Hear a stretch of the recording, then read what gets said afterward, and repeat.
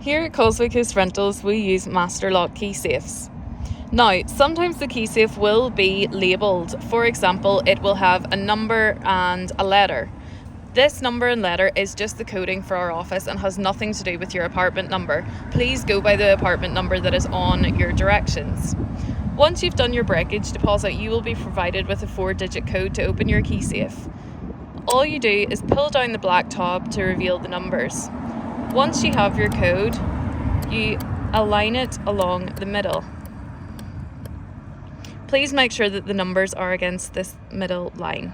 Once the code's in, pull down the black tab. Now you will need 2 hands to open the key safe. They can be a bit tricky sometimes. Once the key safe's open, it will reveal your key. When you're going to close the key safe again, please make sure to jumble up the numbers so that it is locked and no one else can gain access, and close the tab.